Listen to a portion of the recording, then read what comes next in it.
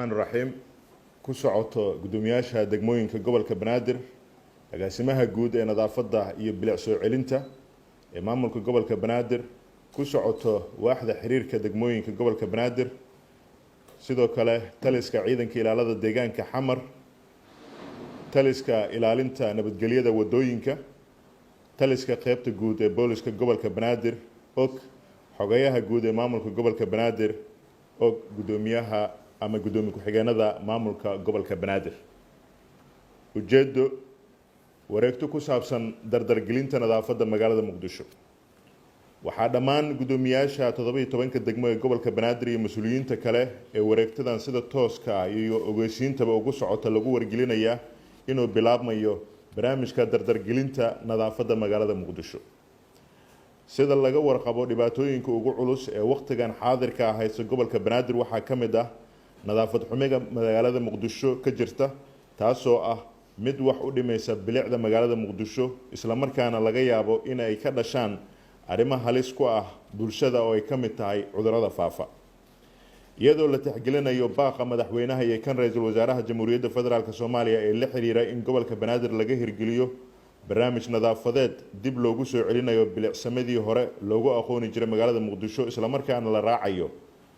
sharciga nambarka 10 ee la xiriira in dawladda hoose ee mas'uul ka tahay ilaalinta nadaafadda magaalada Muqdisho ayaa waxaa la go'aamiyay in la bilaabo howlo qashinka magaalada loogu nadiifinayo sida awgeed gudoomiyaasha degmooyinka waxaa la farayaa inaad abaabushaan dadweynaha kuna baraarujisaan in ay kaalin buuxda ka qaataan barnaamijkan lagu horumarinayo nadaafadda caafimaadka iyo bilicsamada magaalada Muqdisho waxaa kale oo la idin farayaa in dadweynaha aad gaarsiisaan in laga doonayo inay ilaaliyaan nadaafadda cid walbana ay nadiifiso meelaha ama goobaha ganacsiga iyo guryaha hortooda waxaa cidii amarkan ku xadgudubta ay muteysan doontaa ganaax dhan $10 ama lacag u dhiganta oo shilin Soomaaliya sidoo kale waxaa wareegtadan lagu ogeysiinayaa in aan la ogolaanaynin in qashinka lagu shubo ama lagu daadiyo meel aan loogu talagelin cidii amarka ku xadgudubtana waxay muteysan doontaa ganaax dhan $10 ama lacag shilin Soomaaliya u dhiganta in qof walba gurigiisa hortiisa ama ganacsigiisa hortiisa uu saaro interlock ama dhagaxaanta isgala waxaa kaloo la farayaa dadweynaha inay rinji iyo bilic leh ay mariyaan guryahooda gaar ahaan guryaha iyo goobaha ganacsi ee ku dhagan wadooyinka laamiga ah si loo muujiyo bilicda magaalada caasimadda ee Muqdisho isla markaana la muujiyo kaalinta ay dadweynaha ku leeyihiin bilic soo celinta magaalada cidii aan fulin amarkan waxay muteysan doontaa lacagaha kor ku xusan ee $10 ee ganaaxa ama lacagta shilin Soomaaliga u dhiganta waxaa kaloo la farayaa waaxda maamulka dhulka qaybteeda fasaxyada dhismaha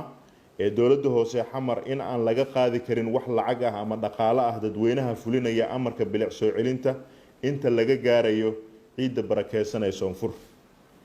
haddaba si loo dardargeliyo in magaalada Muqdisho laga nadiifiyo qashinka waxaa la farayaa shacabka degan xaafadaha magaalada Muqdisho iyo goobaha ganacsiga inay iska diiwaan geliyaan shirkadaha qaada qashinka ee xaafadaha magaalada Muqdisho ka howlgala goobtii ganacsi ama deegaan ee aanan iska diiwaan gelin shirkadaha qashinka ka qaada xaafadaha ee qashinka ku shuba ama ku daadiya wadada dhexdeeda ama goobaha aan loogu talagelin waxay muteysan doonaan ganaax lacageed oo dhan $500 oo shilin Soomaaliya fiiro gaar ah taliska ciidanka ilaalada deegaanka Xamar iyo maamulada degmooyinka iyo agaasimaha guud ee nadaafadda iyo bilic soo celinta magaalada Muqdisho waxaa si gaar ah loo farayaa inay hubiyaan in goob kasta oo ganacsi ama deegaan ay iska diiwaan gelisay shirkadaha nadaafadda ee ka howlgala xaafadaha magaalada Muqdisho si dadweynaha ku nool magaalada Muqdisho aysan kadis ugu noqonin waxaa xeerkan la baahin doonaa ama laga baahin doonaa warbaahinta dalka muddo 7 ah xeerkani wuxuu dhaqan galayaa markuu uu saxiixo gudoomiyaha gobolka Banaadir ahna duqa magaalada Muqdisho mudane Cumar Maxamuud Maxamed Cumar Finish waa sanadii ونصحيح